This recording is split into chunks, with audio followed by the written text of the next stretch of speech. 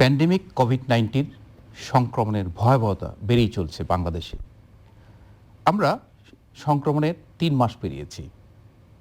দর্শক, কিন্তু কোভিড-19 যেন আগ্রাসী মনোভাব নিয়ে পোষণ করছে আমাদের দেশে। অনেকে মারা যাচ্ছেন, অনেকে আক্রান্ত হচ্ছেন, বেড়েই চলেছে এই আক্রান্তের হার। এই বিষয়ে আজকে আমরা কথা বলবো। আমরা স্টুডিওতে আমন্ত্রণ জানিয়েছি প্রফেসর এম নজরুল ইসলাম। তিনি গ্লুকোমা ও phaco surgeon, Bangladesh eye hospital. Sir, আপনাকে অভিনন্দন আমাদের স্টুডিও। আপনাকেও ধন্যবাদ। স্যার, যে কথাটি বলছিলাম যে আমাদের দেশে যে সংক্রমণের হার সে 8ই মার্চ থেকে শুরু হয়েছে, এটার ভয়াবহতা কিন্তু আমরা যদি গ্রাফিক্যালি দেখি, প্রথম মাসে যেরকম ছিল দ্বিতীয় মাসে অনেক বেড়েছে। এখন কিন্তু আমরা একদম শীর্ষ পর্যায়ে আছি, যেটাকে বলা হয় যে কমিউনিটি লেভেলে স্প্রেডিং চলছে। কেউ কেউ বলছে এটা ফোর্থ স্প্রেডিং চলছে, বিশেষ করে বাংলাদেশে। বাংলাদেশে অনেক দেশে কিন্তু কমে গেছে, আমেরিকাতে, ইতালিতে কমে গেছে। কিন্তু স্যার, এই অবস্থার মধ্যে স্যার আমরা যদি স্বাস্থ্যবিধির দিকে তাকাই, বলা হচ্ছে যে চোখ, নাক, কান, এখানে যদি আমরা বারবার স্পর্শ করি তাহলে এটা সংক্রমণের ঝুঁকিটা অনেকটা বেড়ে যায়। মানে সংক্রমিত হওয়ার রুট হলো 3টা। তো এখানে স্যার, যেহেতু আপনি চোখের ডাক্তার, স্যার চোখ নিয়ে কাজ করছেন, স্যার চোখ কিভাবে সংক্রমিত করে এই করোনা ভাইরাস? অনেক ধন্যবাদ আপনার এই প্রশ্নটির জন্য। আপনি ঠিকই বলেছেন, আজকে অত্যন্ত বিষণ্ণ অবস্থা আমাদের। সারা পৃথিবী, সারা বাংলাদেশ সহ একটা ক্রিটিক্যাল সিচুয়েশনের মধ্যে আমরা পার করছি। আজকের দিনে 70 লক্ষ লোক আক্রান্ত হয়েছেন, 4 লক্ষ লোক ইন্তেকাল করেছেন, শহীদ হয়েছেন বলতে হবে। তো আপনি যেটা বলেছেন যে হ্যাঁ, এই করোনা ভাইরাসের মানুষের দেহে রুট যেটা এন্ট্রি 3টি, বলি টি জোন, এর 2টা চোখ, নাক এবং মুখ, টি জোনের মাধ্যমে। এবং আমরা সেজন্যই বলি মাস্ক পরি বা গগলস পরতে বলি। তো যখন একটি ভাইরাস, কেউ একটু হাঁচি দিল বা কাশি হলো বা মুখের কথা বলল, তার যদি কোভিড থাকেন, তার মুখ থেকে যে ড্রপলেটগুলো বের হয়, চোখের অংশ দেখা যায় না, এত ক্ষুদ্র, সেই ড্রপগুলো আস্তে আস্তে আরেকজনের চোখে বা মুখে বা নাকে এসে ঢুকতে পারে। আপনারা জানেন কোভিড-19 কিন্তু করোনা ভাইরাস, লাইক একসময় সার্স ছিল, মার্স ছিল 2000 সালে, 2012 সালে, ঠিক একই গ্রুপের, কিন্তু এদেরও স্পাইক আছে। এরাও কিন্তু ওই স্পাইকের মাধ্যমে এসে যেখানে মিউকাস মেমব্রেন যেখানে আছে, যেমন ধরুন চোখের মধ্যে কনজাংটিভা, মিউকাস মেমব্রেন, নাকের মধ্যে মিউকাস মেমব্রেন, মুখের মধ্যে মিউকাস মেমব্রেন, এখানে এসে আটকে যায়। তখন এরা এসে তাদের নিয়ম অনুযায়ী প্রলিফারেশন শুরু করে, বডির শক্তির সঙ্গে কম্পেয়ার করে প্রলিফারেশন শুরু করে। প্রলিফারেশন যখন হয় তখন মানুষের কিন্তু একটা প্রদাহ তৈরি হয়। আপনি জানেন যে একটা ইনফ্লামেশন যখন হয়, অনেক সাইটোকাইন্স তৈরি হয়। এই প্রদাহর কারণে ওই জায়গাগুলো ফুলে যায়, ব্যথা হয়। ঠিক চোখেও যদি কখনো ওরকমভাবে কোভিড ইনফেকশন হয়, তখন চোখের কনজাংটিভাটা ফুলে যায়, লাল হয়ে যায়, পানি জমা হয়ে যায়, সিক্রেশন পড়তে থাকে, পানি পড়তে থাকে, এবং এই সিক্রেশনের মধ্যে কিন্তু কোভিড ভাইরাস থাকে। এবং এই চোখ থেকে, আপনি জানেন একজন ডাক্তার হিসেবে, চোখের সঙ্গে নাকের যে নালীটা আছে, কানেকশন, নেত্রনালী বা নেজোল্যাক্রিমাল ডাক্ট, এর মাধ্যমে কিন্তু নাকে চলে যাচ্ছে। নাকের থেকে আবার গলার কানেকশন আছে, নাকের থেকে গলায় যাচ্ছে, গলা থেকে আলটিমেটলি ফুসফুসে চলে যাচ্ছে। এভাবে কিন্তু ভাইরাসটা ছড়ায়। অনেক সময় আমরা মাস্ক পরছি, গগলস পরছে না, আজকাল আপনারা কিন্তু সবাই মাস্ক পরছে, কিন্তু মোটামুটি না, মাস্ক কিন্তু স্যার সরকার থেকে বলা হয়েছে এটা বাধ্যতামূলক, অবশ্যই করা উচিত, যারা পরবে করা উচিত, স্বাস্থ্যমূলক ব্যবস্থা। আমি আসছি সেখানে। কিন্তু গগলস কিন্তু আমরা সবাই পরছি না, চশমা সবাই পরছি না। তাতে হচ্ছে কি, কিন্তু চোখ একটা ডেঞ্জারাস জোন হিসেবে বলা হচ্ছে এখন, যে ভাইরাসটা কিন্তু ডিরেক্টলি চোখে চলে আসছে, সংক্রমিত হওয়ার একটা রুট কিন্তু খোলা রয়েছে এখনো। সেই জন্য চোখটাকে আমরা কিন্তু এখন রিসেন্টলি খুব ইম্পর্টেন্স দেওয়া হচ্ছে, যে চোখের সংক্রমণ যেটা হয় এটা খুব মারাত্মক নয়। এটা স্বাভাবিক, যে ভাইরাল আমরা যে চোখ ওঠা বলি ওরকমই, চোখটা লাল হচ্ছে, ফুলে যাচ্ছে, চোখের পাতাটা ফুলে যাচ্ছে এভাবে। এবং আপনি খুশি হবেন যে চোখ কিন্তু অতটা ইনফেকশন হয় না। আমরা যদি কয়েকটা স্টাডি দেখি, চায়নাতে যেটা হয়েছে, ওহানে যেটা হয়েছে, যে 38 জনের মধ্যে মাত্র 12 জনের ইনফেকশন হয়েছে। একটা স্টাডি আসছে যে 72 জনের 2 জন হয়েছে। তার মানে 2 থেকে 30 ভাগ লোকের আসলে চোখের প্রদাহ হতে পারে কোভিড থেকে। তার মানে খুব একটা বেশি লোকের হয় না। কিন্তু প্রবলেমটা কোথায়? প্রবলেমটা হচ্ছে চোখের ইনফেকশন না হলেও চোখের ভেতরে এন্ট্রি হয়ে কিন্তু গলায়, নাকে গিয়ে প্রদাহ হতে পারে। মানে এটা হলো যে আপনার ইম্পর্টেন্ট ইনফেকশনটা হওয়ার জন্য যে জায়গাগুলো, সেটা আমরা কিন্তু মাস্কের মাধ্যমে কিন্তু বারবার বলা হচ্ছে যে নাক এবং মুখটা ঢেকে রাখার জন্য, কিন্তু চোখটা ঢাকার কথা কিন্তু বলা হচ্ছে না। কিন্তু রিসেন্টলি দেখবেন বলা হচ্ছে, এখন কিন্তু গগলসের কথা বলা হয়েছে। জি, চোখটাও কিন্তু গগলস দিয়ে ঢাকতে হবে। এবং আজকাল বাজারে পাওয়া যাচ্ছে বিভিন্ন রকমের, চারিদিক থেকে ঢাকা, চশমার সাইডগুলো ঢাকা নেই, কিন্তু চশমা গগলসের চারিদিকে ঢাকা আছে। সুতরাং একটা প্রোটেকশন তো থাকেই। এই প্রোটেকশনটা কিন্তু আলটিমেটলি দেখবেন যে কিছুদিন পরে সকলেই নিচ্ছেন। এবং ডাক্তারও তো আমরা তো ব্যবহার করি, আমরা স্যার, goggles আমরা ব্যবহার আসলে করি। যেটা জেনেছি যে উহান প্রদেশে স্যার যিনি প্রথম করোনা জি, জি, রোগ ডক্টর নির্ণয় লি করেছিলেন, ওয়েনলিং, জি, লি ওয়েনলি, যে উনিও কিন্তু একজন চোখের ডাক্তার অবশ্যই, ছিলেন উনি একজন এবং উনি চোখের কিন্তু glaucoma ডাক্তার করোনা ছিলেন। যুদ্ধে কিন্তু অবশেষে উনি শহীদ হয়েছেন। জি। তো স্যার, আমরা সেই প্রসঙ্গে আসছি যে আসলে আমরা দেখছি যে এখন জীবন না জীবিকা, মানে এখন কিন্তু আমরা ছুটি ছিল, সাধারণ ছিল, যেটা লকডাউনের মধ্যেই কার্যকর ছিল, জি। কিন্তু এখন কিন্তু সব উঠে গেছে। জি। কিন্তু এখন যারা নিম্ন আয়ের মানুষ, জি। হ্যাঁ, যারা ধরেন রাজধানীতে কাজ করছে, যারা রিক্সা চালাচ্ছে, ঠেলা চালাচ্ছে বা দিনমজুর, তাদের ক্ষেত্রে স্যার এই করোনা প্রতিরোধ করার জন্য কি ব্যবস্থা নেওয়া উচিত? অনেক ধন্যবাদ, খুবই গুরুত্বপূর্ণ আমি মনে করি প্রশ্নটা। একটা কথা মনে রাখতে হবে যে গরিব ধনী বলে করোনা চেনে না। আপনি যেটা বলেছেন গরিব মানুষ, ধনী গরিব করোনা চেনে না। করোনা কিন্তু আমাদের দেশের কত ধনী মানুষ কিন্তু মারা গেছেন অনেকেই, তো এটা চেনে না। এটা হলো যে একটা প্রোটোকল মেনটেন করতে হবে সবার জন্যে, গরিব হোক, ধনী হোক, কৃষক হোক, অশিক্ষিত, শিক্ষিত, সবার জন্যে। প্রোটোকলটা কি? এই ভাইরাসটা যাতে সংক্রমিত আমি না হই, সেই প্রোটেকশনটা নিতে হবে যেভাবেই হোক না কেন। সেটা মাস্ক পরতে হবে, গগলস পরতে হবে, প্রয়োজন হলে যারা কোভিডের রোগী চিকিৎসা করছেন আমরা তাদেরকে ডাবল মাস্ক পরছি আমরা, এইগুলো ব্যবহার করতে হবে। আমি এই বিষয়ে একটি কথা বলি যে আপনি যেটা বলেছেন যে আমাদের দেশে অনেকেই কিন্তু মাস্ক এখনো পরেন না, বিশেষ করে গ্রামের মানুষ অনেকে পরেন না না। পড়লেও কিন্তু স্যার আমরা দেখি যে পড়াটা সঠিকভাবে হচ্ছে না, সঠিকভাবে নাক হচ্ছে খুলে না। আছে, মুখ খুলে জি, আছে। জি, এটা ঠিকই বলেছেন। আমি প্রথম দলই পড়েন না যারা, তাদেরকে আমরা রিকোয়েস্ট করছি পড়তে হবে। যাদের টাকা পয়সার অভাব আছে তারা প্রয়োজন হলে তার গেঞ্জি পরিষ্কার করে, গেঞ্জিটা কেটে 3টা লেয়ার করে গেঞ্জি দিয়ে মাস্ক তৈরি করুন। অনেকে দেখেছি জামার হাতা কেটে মাস্ক তৈরি করে পড়ছেন, এটা খুবই ইনোভেটিভ একটা বিষয়। সুতরাং এমন না যে আমাদের এরকম মাস্ক হতে হবে, তা না, কিন্তু এরকম যে কোনো 3টা লেয়ারের মাস্ক হলে আপনাদের একটা প্রিভেনশন তো হবে। আপনি একটা সিম্পল 50 টাকাতে একটা গগলস কেনেন, প্রিভেনশন তো হবে। কিন্তু আমি একটা বিষয় বলতে চাই যেটা আমাদের অভিজ্ঞতা হয়েছে, এই যে মাস্কটা পরা হয়, এই পরার নিয়ম, খোলার নিয়মটা কিন্তু অনেকে জানেন না। যে এটা খুবই কারণে হয় important, কি, এটা আমি একটু খুবই যদি জরুরি। আপনাকে জি, দেখাই জি। যে এই মাছটা আমি পরে এসেছি, এই মাছটা উপরের দিকে এখানে আছে, আমি কিন্তু মাছটা কখনোই টাচ করব না। মাছটা ধরার আগে আমার হাতটা অবশ্যই ধুয়ে নিতে হবে, পরিষ্কার থাকতে হবে। আমি এটা করব, এই পরবো, এইভাবে কানে চলে যাবে, আমার কিন্তু এইভাবে পড়া হবে। I do not touch. জি।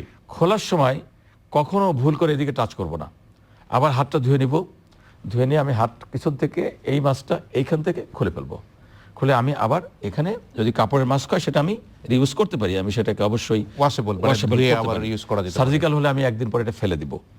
আরও দামি মাছগুলো আমরা অনেক সময় প্রোটোকল আছে, রেখে দেওয়া যায়, সেটা 5 দিন পরে আবার পরা যায়, এভাবে করতে। কিন্তু প্রবলেম হচ্ছে এই যে মাস্ক পরা এবং খোলা, এটা অনেকেই ভালো করে জানেন না। একই মাস্ক আমার ড্রাইভার সাহেব, আমি মাস্ক কদিন পরে, আমি 3 দিন ধরে এটা পড়ছি, ধুয়েছে না? ধুই নাই। এখনই ধুয়ে পেলো। আমি তাকে বলেছি একটা মাস্ক আমি কেটে দিয়েছি যে তুমি এটা অল্টারনেট করে না, ধুয়ে আপনি ধুয়ে পড়বা। ঠিকই বলেছেন, যেটা বলেছেন যে ফিতাতে ধরে খুলতে হবে। জি। আপনি যদি এখানে ধরে কেউ খুলে, সাধারণত আমরা এখানে ধরেই খুলি, জি। তাহলে হবে কি, এখানে যে জার্মটা থাকলো করোনা ভাইরাস, এটা কিন্তু আমার হাতে নিয়ে নিলাম। এক্স্যাক্টলি। তো সেই জন্য কিন্তু দেখা গেলো আমার মাস্ক পরাটা আসলে এক্স্যাক্টলি, আপনি মাস্ক পরে আছেন, আপনি হাতে টাচ করলেন, তারপরে এই জায়গায় টাচ করলেন, আমি এসে এখানে বসলাম, আমার কিন্তু হয়ে গেল। আমি কিন্তু স্যার, আরেকটা জিনিস আমি বলবো স্যার, যেটা আমি বলছিলাম রাজধানীর কথা যখন আসছি, জি। যে খেটে খাওয়া মানুষদের কথা বা যে কোনো আপনার পাবলিকের কথাই বলছি, তারা যখন বাসে উঠছে বা গাড়িতে উঠছে, যে সামাজিক যে বিধি, যেটা আপনার শারীরিক দূরত্বর কথা বলা হচ্ছে, তারপরে বারবার হাত ধোয়ার কথা বলা হচ্ছে, বা যেখানে সিটটা আছে সেখানে যে স্প্রে বা জীবাণুনাশক দিয়ে করা, সেগুলো কি প্রপারলি হচ্ছে? আমি যতটুকু জেনেছি, আমার যারা স্টাফ আছে তারা বাসায় আসেন, তারা বলেছে প্রথম দিকে কিন্তু হয়েছে, প্রথম থেকে ডাবল ভাড়া, 10 টাকা জায়গায় 20 টাকা ভাড়া দিয়ে তারা দুজনের সিটে একজন করে বসে এসেছেন। কিন্তু গতকালকে যেটা শুনলাম যে বাসের সিট আছে 20টা, বাইরের লোক দাঁড়িয়ে আছেন 50 জন, প্যাসেঞ্জারাই বলছেন না আমরা উঠে যাচ্ছি। এই যে জিনিসটা আমি শুনলাম, এটাতে বা বাইরে যে ড্রাইভার 20 জন, কিন্তু বাইরে যে 20 জন লাইনে আছে স্যার, তারাও কিন্তু গাদাগাদি করে গালাগালি লাইনে করে আছে। লাইনে তারা আছেন। কিন্তু সোশ্যাল ড্রাইভার ডিসটেন্স সাহেব মানা করছেন যে আপনারা বেশি লোক উঠবেন না, তাও কিন্তু অনেকে জোর করে উঠছে। স্যার, এখানে আমাদের একটা এই জিনিসটা আমি শেষ করি, এই জিনিসটা কিন্তু আমি ড্রাইভারের দোষ দিতে পারছি না, সমাজের সরকারের দোষ দিতে পারছি না, আমার যারা জনগণ, আমরাই কিন্তু দোষটা করছি। আমরা কিন্তু জোর করে উঠে যাচ্ছি, কিন্তু বুঝতে পারছি না যে জোর করে উঠলে আপনি সবাই তো আক্রান্ত হব, এবং সেখানে আমাদের এই 50 জনই তো আক্রান্ত হব। এবং 50 জনের মধ্যে কিন্তু ভাইরাসটা ছড়িয়ে যাবে। এই জিনিসটা আমাদের মধ্যে বুঝতে হবে, এই অ্যাওয়ারনেসটা ডেভেলপ করা খুবই জরুরি। না, এখানে স্যার যে কথাটি আমি বলতে চাচ্ছিলাম যে প্রথম কথা হলো যে আমি যদি নিজে সতর্ক না থাকি জি। তাহলে কিন্তু এই জীবাণুটাতে আমি ইনফেক্টেড হতে পারি। জি। এবং শুধু আমি না, আমরা যেটা জানি যে জ্যামিতিক হারে বাড়ছে। অবশ্যই। আমি ইনফেক্টেড হলে আমার পরিবার বা আমি যেখানে ওয়ার্ক প্লেস যেখানে কাজ করছি সেখানে বা আমি যদি গার্মেন্টস ওয়ার্কার কর্মী হয়ে থাকি সেখানে অন্যরাও কিন্তু ইনফেক্টেড হবে। সো দ্যাট যে শুধু আমি একা না, আমি কিন্তু সমাজকেও ইনফেক্ট করছি। অবশ্যই, তো সেই সচেতনতা বোধ থেকে কিন্তু আমাদের মানে আমাদের এই যে এগোতে হবে। মাস্ক পরা, সোশ্যাল ডিস্টেন্সিং অথবা হাত ধোয়ার কথা বলা হয় বারবার, 20 সেকেন্ড ধরে হাত ধোয়া, এগুলো কিন্তু আমাদের অবশ্যই মানা উচিত। অবশ্যই স্যার, আমরা যদি একটু গ্রামের দিকে আসি, যে গ্রামে তো স্যার যেমন আপনার সার্জিক্যাল মাস্ক Available না। যেমনটি কোভিড-19 এখন প্যান্ডেমিক সারা বিশ্বে, যে এই জিনিসগুলোর কিন্তু খুব ডিমান্ড এবং এটা কিন্তু স্কারসিটি, মানে পাওয়া যাচ্ছে না, অ্যাভেলেবল না, বা পাওয়া গেলেও অনেক হাই মূল্যে কেনা হচ্ছে। তো গ্রামের মানুষগুলো কি করবে? আমি অলরেডি বলেছি যে যাদের মাস্ক অ্যাভেলেবেল নাই, তাদের যা কিছু আছে সেটাদের নিজেরা সেলাই করে বা কেটে মাস্ক তৈরি করে নেবেন, তৈরি করে তবুও মাস্ক পরবেন। এটা বলা যাবে না যে করবেন না। আর আজকাল কিন্তু মাস্ক 10 টাকা থেকে শুরু করে 50 টাকা মূল্যের মাস্ক পাওয়া যাচ্ছে বাজারে, এটা করে। এবং আমি একটা জিনিস জানি যে অনেক গার্মেন্টস ইন্ডাস্ট্রি তারা কিন্তু অল্প মূল্যে তৈরি করছেন। তাদেরকে আমাদের অনুরোধ থাকবে, অল্প মূল্যে, প্রয়োজন হলে বিনামূল্যে কোটি কোটি মাস্ক তৈরি করুন, করে সবাইকে ছড়িয়ে দিন, যাতে মাস্কের অভাব যেন দেশে না থাকে। তাহলে পরে সবাই মাস্ক পরা শিখবে। এবং আপনি জানেন যে নিউ নর্মাল যে কথাটা এসছে আমাদের জীবনে, আমরা কিন্তু জানুয়ারি 2020 আর ফেরত পাবো না। আমাদের কিন্তু এখন নতুন নর্মালেই বাঁচতে হবে। নতুন নর্মালের একটা অংশ হিসেবে আপনি যেমন জামা পরেছি, আমি পরেছি, সেরকম মাস্কও পরতে হবে। এটা আমাদের মেনে নিতে হবে। সেরকম গগলস পরতে হবে, সেরকম সোশ্যাল ডিস্টেন্স মেনটেন করে চলতে হবে। আপনি আমি অনেক দূরে বসেছি, এটা আগে হয়তো কাছে বসতাম, এখন দূরে বসতে হবে। যতটুকু সম্ভব অফিসে, আদালতে, কাজে কর্মে আপনি দূরে দূরে থাকতে হবে এবং দূরে দূরে কাজ করতে হবে। ধরে নিতে হবে আমার পাশের ব্যক্তিটি কোভিড পজিটিভ থাকতে পারে। আপনি জানেন একটা পরীক্ষা এসেছিল যে একটা মাস পিপলের মধ্যে 100 জনকে পরীক্ষা করে দেখা গেছে তার 70 জনই অ্যান্টিবডি তৈরি হয়ে গেছে, কিন্তু তাদের কোনো সিমটম ছিল না। অর্থ কি? তারা কোভিডে আক্রান্ত হয়েছিলেন, কিন্তু আলহামদুলিল্লাহ তাদের বডির মেকানিজমটা ভালো ছিল বলে উনি বুঝতে পারেন নাই, ওনার মধ্যে অ্যান্টিবডি তৈরি হয়ে না, গেছে। এটা তো বলাই হয় স্যার 80% জি, কিন্তু এই ভদ্রলোক যখন আরেকজন সুস্থ লোকের কাছে যাবেন, উনি কিন্তু তাকে স্প্রেড করে দিবেন, ওনার অজান্তেই কিন্তু তাকে স্প্রেড করে দিবেন। সুতরাং আমরা বলি যে এখন ধরে নিতে হবে যে আমার পাশের লোকটি কোভিড পজিটিভ অ্যাসিভিটি থাকতে পারে, তার থেকে আমাকে দূরে থাকতে হবে। তার সাথে আমার সাথে যেন কথা জোরে না বলি, আমার কথার জায়গায় উনি যেন আক্রান্ত না হোক, বা ওনার থেকে আমি আক্রান্ত না হই, ওনার যেন মাস্ক পরা থাকে, আমার যেন মাস্ক পরা থাকে। এই স্বাস্থ্যবিধি আমাদের নিয়ে নিউ নর্মাল লাইফে চলতে হবে। স্যার, আমি ওই যে গ্রামের প্রসঙ্গে যে বলছিলাম, স্যার গ্রামে তো ধরেন আপনি বলছেন যে হ্যান্ডমেড মাস্ক তারা তৈরি করতে পারে এবং এটা অবশ্যই ব্যবহার করা উচিত। পাশাপাশি স্যার আসলে হ্যান্ড স্যানিটাইজার তো শহরে বেশি অ্যাভেলেবল, গ্রামগঞ্জে এরকম পাওয়া যায় না। প্রয়োজন নেই। আপনি সাবান, আমার মনে হয় যে যে কোনো সাবান, যত কম মূল্যের সাবান, কাপড় কাচা সাবান, ফেনা হলেই হবে, সেটা দিয়ে কিন্তু ভাইরাস মারা যায়। মাত্র 20 সেকেন্ড যদি আপনি ওয়াশ করেন। তবে হ্যাঁ, ওয়াশের কিছু নিয়ম তো আপনি জানেন, আমাদের মানুষ সবাই জেনে গেছে যে জনতনে করলে হবে না। কিছু নিয়ম, এখানে 5 সেকেন্ড, এখানে 5 সেকেন্ড, এখানে 5 সেকেন্ড, এখানে 5 সেকেন্ড, এখানে 5 সেকেন্ড, এখানে 5 সেকেন্ড, এইভাবে কিন্তু 20 সেকেন্ড আপনাকে নিতে হবে টাইম। বলা হয় ন্যূনতম 20 সেকেন্ড, এর মানে এই না যে 20 সেকেন্ড, ন্যূনতম 20 বেশি হলেও তো আপনি সমস্যা ইচ্ছা করলে আধা মিনিট করেন, সমস্যা তো নাই। সুতরাং আপনি অবশ্যই 20 সেকেন্ড ন্যূনতম হাত ধুইতে হবে। যেটা আমি দেখালাম যে আমরা মাস্ক কিন্তু হাত না ধুয়ে খুলে দিচ্ছি, পরে ফেলছি, হাতে ওখান থেকে জীবাণু হাতে এসে যাচ্ছে, হাত থেকে আমি ওকে দিচ্ছি, এটা আমরা করছি, এটা আমাদের অভ্যাস। এই অভ্যাস থেকে আমাদেরকে সরে আসা খুব ডিফিকাল্ট। মানে এখানে আপনি যেটা বলতে চাচ্ছেন যে শিষ্টাচারগুলো, যেটা এটা আমাদের শিখতে হবে। যে হাঁচি কাশি দেওয়ার সময় বলা হচ্ছে যে মুখ ঢেকে, আমরা মনে এতবার বলা হয়েছে, বলা হয়েছে কাশি দেওয়ার সময়, হাঁচি দেওয়ার সময় এটা স্যার, ঢেকে আমরা যদি দিচ্ছে। আমাদের বাংলাদেশের দিকে তাকাই, আমরা যদি কালকের যে বুলেটিনটা সেটা যদি বিশ্লেষণ করি, সেখানে দেখা গেছে স্যার যে বাংলাদেশে গত 24 ঘন্টায় 42 জন শহীদ হয়েছেন করোনা যুদ্ধে, Unfortunately। এবং আক্রান্তর হারও কিন্তু অনেক বেশি, এবং এই পর্যন্ত মারা গেছেন 888 জন। জি। তো স্যার, এই যে বাংলাদেশে যে এত ব্যাপক হারে বাড়ছে, তো এখন সেই ক্ষেত্রে আমাদের করণীয় কি? করণীয় একটাই, অ্যাওয়ারনেস। আমাদের যেহেতু লকডাউন নাই, আমরা স্বাভাবিকভাবে চলছি, সরকারি অফিস আদালত খুলে গেছে, আমরা হাসপাতাল করছি, তাহলে আমাদের একটা হলো যে আমাদের সোশ্যাল ডিস্টেন্স মেনটেন করে হসপিটালের যে স্বাস্থ্যবিধি প্রোটোকল, সেই প্রোটোকলটা মেনটেন করে আমাদের চলতে হবে। তাহলে পরে আল্লাহ পাক চাইলে আমাদেরকে রক্ষা করতে পারবেন। আমরা যদি ভাইরাসের থেকে দূরে থাকতে পারি, বা আমি আপনাকে দূরে রাখতে বা আপনি আমাকে দূরে রাখেন, তাহলে ডেফিনেটলি আমাদের এই সংক্রমণের হার কমে আসবে এবং মৃত্যু হারও কমে আসবে। স্যার এটা ছাড়া কোনো যেটা বলা হচ্ছে যে আমাদের দেশে যে টেস্টিংটা হচ্ছে স্যার, আমরা জানি যেটা গোল্ড স্ট্যান্ডার্ড যেটা আরটিপিসিআর, RT-PCR, জি। তো সেটা তো অলরেডি হচ্ছে। গতকালকে প্রায় 13,000-এর উপরে পরীক্ষা হয়েছে। তো স্যার এখন স্যার ইনভেস্টিগেশন প্রোটোকল স্যার কি বলে স্যার? প্রথম হলো যে আপনি জানেন ইনভেস্টিগেশন দুইটা, একটা হলো এই যে ভাইরাসের এগেনস্টে যে অ্যান্টিজেনটা তৈরি হয়, ভাইরাসের অ্যান্টিজেন, সেটা দেখার জন্য আমরা 2 দিন থেকে 7 দিনের মধ্যে আমরা নাজোফ্যারেঞ্জিয়াল সোয়াব ইউজ করি, বা চোখের থেকে সোয়াব নেওয়া যায়, তো ইউজ করি, এটা আমরা অ্যান্টিজেনটা পাই। নেজোফেরেঞ্জিয়াল এবং স্যার মুখের ভিতরে তো আমরা মুখের দেখি ভেতরে কাকে যদি আপনি বড় 7 দিনের পরে হয়, তখন দেখা যায় নাজোফ্যারেঞ্জিয়াল সোয়াবটা নেগেটিভ হওয়ার সম্ভাবনা বেশি থাকে। সেক্ষেত্রে ভাইরাসটা ভেতরে ডিপে চলে যায়, লাংসের দিকে চলে যায়, তখন স্পুটাম বা থুতু কাশি দিয়ে যে কাপটা বেরোবে সেটা, বা স্পুটাম বা কোনো সাকশন দিয়ে সিক্রেশনটা এনে টেস্ট করতে হয়। এটা হলো আরটিপিসিআর। আরেকটা টেস্ট যেটা আমরা অনেকেই শুনেছি, আমরা অ্যান্টিবডি টেস্ট। এই ভাইরাসের এগেনস্টে শরীরের মধ্যে ঢোকার পরে আমাদের যে সেলসগুলো আছে সৈন্য সামন্ত শরীরের মধ্যে আছে, তারা কি করে ভাইরাসের এগেনস্টে, অ্যান্টিজেন এগেনস্টে অ্যান্টিবডি তৈরি করে। অ্যান্টিবডি আইজিএম এবং আইজিজি 2 রকমের অ্যান্টিবডি তৈরি হয়। প্রথম দিকে আইজিজি তৈরি হয়, আপনি 7 দিনের মধ্যে হয়তো আইজিজিটা পেয়ে যাবেন, আন্ডারস্ট্যান্ড হবে যে আপনার শরীরে আইজিজি বা একটা ভাইরাস আছে।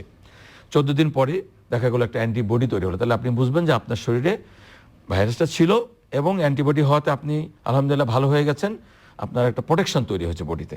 সুতরাং এই দুটি টেস্টই খুব ইম্পর্ট্যান্ট, অ্যান্টিজেন এবং অ্যান্টিবডি। আমাদের এখন সময় এসেছে অ্যান্টিবডিরও দরকার, কারণ হলো অ্যান্টিজেন তো আমরা অল্প করতে পারি, কিন্তু অ্যান্টিবডি কিট আপনি ঘন্টায় কয়েকশো করতে পারবেন।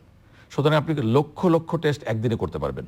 বাংলাদেশে এই 16-17 কোটি মানুষের জন্যে যে তাদের সার্ভেলেন্স, অনেকেই অ্যাসিম্পটোমেটিক ক্যারিয়ার আছেন, তারা ভালো হচ্ছেন কিনা, যদি উনি জেনে যান যে আমি করোনা আক্রান্ত হয়েছিলাম, আমার অ্যান্টিবডি হয়েছে, আমি কিন্তু এখন মুক্ত, অনেকটাই ভালো, আমি কিন্তু ফ্রিলি কাজ করতে পারবো, অফিস যেতে পারবো, কাজ করতে পারবো, ডাক্তার হিসেবে আমি ডাক্তারি করতে পারবো, এটা জানা খুবই দরকার। স্যার যেমনটি স্যার আমরা ডেঙ্গুর ক্ষেত্রে যে অ্যান্টিবডি টেস্ট আমরা করেছিলাম, যেটা ছড়ায় দেওয়া হয়েছিল, আমাদের ডেঙ্গুও কিন্তু কয়েকদিন আগে আমাদের অনেকেরই এখনো ডেঙ্গু হচ্ছে, ডেঙ্গু এখনো হচ্ছে। তো ডেঙ্গুর ক্ষেত্রে কিন্তু স্যার এই অ্যান্টিবডি টেস্ট অলরেডি কিন্তু চালু আছে। কিন্তু এটাতে যেমন সেলেক্স অ্যান্টিবডি চায়নাতে ছিল, খুব অনেক লোকেরা করেছে, বাংলাদেশেও কিন্তু গণস্বাস্থ্য কেন্দ্র চেষ্টা করছে, যদি এটা পজিটিভলি আসে বাংলাদেশে তাহলে অনেক লোকে উপকৃত হবে বলে আমরা আশা করি।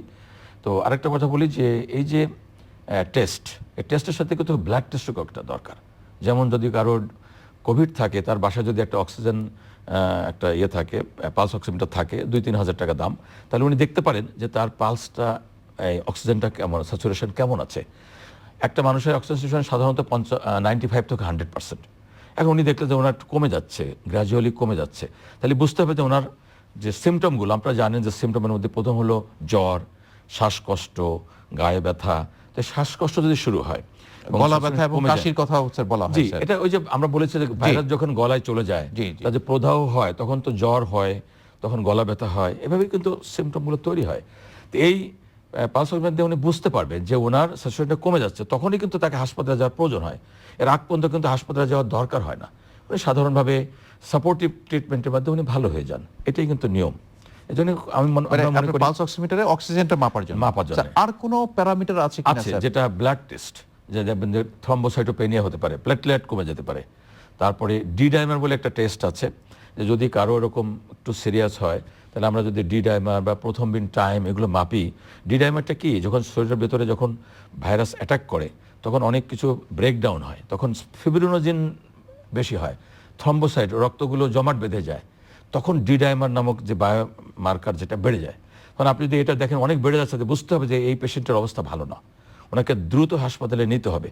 যদি দেখেন যে না, ওনার ডি ডাইমারটা ভালো আছে, কম আছে, প্রথম টাইম ভালো আছে, তাহলে কিন্তু অত ভয়ের কিছু নাই, সেক্ষেত্রে আপনি বাসায় বসে চিকিৎসা করতে পারবেন। এই ধরনের পরীক্ষাগুলো কিন্তু এখন আমরা আরটিপিসিআর এর সঙ্গে আমরা এগুলোও করছি দেখার জন্য, যে অক্সিজেন স্যাচুরেশন, রক্তের পরীক্ষা, এগুলো করে আমরা বুঝতে পারি যে পেশেন্টের কি অবস্থা আছে, মানে সিভিয়ারিটিটা কেমন, বা তাকে হাসপাতালে যাওয়ার প্রয়োজন আছে। স্যার আমরা যেটা জানি স্যার, যে এখানে আতঙ্কিত হওয়ার কোনো কারণ নেই, কারণ হচ্ছে 80% পেশেন্ট কিন্তু স্যার সিমটোমেটিক ট্রিটমেন্টই ভালো হচ্ছে। আপনি ঠিকই বলেছেন, আতঙ্কিত হওয়ার কারণ নেই, কথা ঠিকই, কিন্তু তারপরেও আপনি যেটা বলেছেন 85% কিন্তু ভালো হয়ে যাচ্ছেন, আর 15%-এর মধ্যে 10%ও কিন্তু হাসপাতালে গিয়ে ফিরে আসছেন, ভালো হয়ে যাচ্ছেন, বাকি 5% কিন্তু খারাপ হয়ে যাচ্ছে। এখন ভয় ওখানে যে আমি কি ওই 5% পড়ে যাবো? জি নিশ্চয়ই, সেই জন্যই কিন্তু আতঙ্ক না হলেও সচেতন হইতে হবে। জি আমি মনে করি সচেতন হইতে হবে। না এখন স্যার স্যার এখানে যে জিনিসটা আসছে যে আপনারা তো স্যার চিকিৎসা যেটা করছেন যে অনেক চোখে চোখের বলা চিকিৎসা হচ্ছে যে আমরা করি, আপনারা হ্যাঁ। চোখের চিকিৎসা করছেন, আমরা জানি যেটা চোখের ডাক্তার এখন রুগী দেখছে না। না দেখছে কারণ মানে কারণটা যেমনটা আপনারা চোখের সাথে খুব ক্লোজ কন্ট্যাক্টে থাকে। এক্স্যাক্টলি, আপনি ঠিকই বলেছেন যে এখন প্রথমত হলো আপনি যা বলছেন এটা ঠিক নয়। যেমন আমি বাংলাদেশ আই হসপিটাল চাকরি করি, সেখানে আমি গত 1 তারিখ থেকে সপ্তাহে 2 দিন করে রোগী দেখছি। আমি আগেও যখন কোভিড ছিল না সপ্তাহে 3 দিন রোগী দেখতাম। আমি খুব কম এখনো কি রোগী আপনার দেখি। নিউ নরমালে কি পদ্ধতিতে আপনারা প্রথম যেটা আপনি জানতে প্রায় চেয়েছেন শেষ সেটা হলো পর্যায়ে যে আমরা কিন্তু জি। যখন হাসপাতালে ভর্তি হয় তখন আমরা আমাদের সম্মানিত রোগীদেরকে প্রোটেকশন দিচ্ছি, আমাদেরও প্রোটেকশন নিচ্ছি, তাদেরও দিচ্ছি। একজন রোগী যখন ঢোকেন, যখন কল সেন্টার কল করেন তখন প্রশ্ন করা হয় আপনার কোনো জ্বর আছে কিনা, কাশি আছে কিনা, কোনো কোভিডের সংস্পর্শে আপনি আছেন কিনা। যদি থাকেন, নজরুল ইসলাম আপনাকে অনেক ধন্যবাদ আপনার সুন্দর পরামর্শের জন্য। যেটা আপনি বলছেন যে রোগী দেখা হবে প্রোটেকশন নিয়ে এবং আমরা দেখছি। পাশাপাশি টেলিমেডিসিন বা আপনার টেলিমেডিসিন আমরা মাধ্যমে করছি। আমরা আছে। আপনাকে অনেক ধন্যবাদ। অনেক ধন্যবাদ আপনাকেও।